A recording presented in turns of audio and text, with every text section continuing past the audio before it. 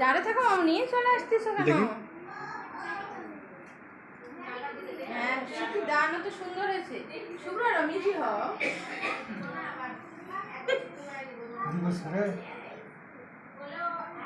তাহলে তোমাকে হাসতে হবে না। অনেক ভালো। হাসতে হবে না, হাসো। মানুষ আজকেও কি গোমরা মুখে থাকে, বোকা ছেলে। ভালো উঠছে, ভালো উঠছে। একটু একটু মানে ওর গাম্ভীর্য থাকে।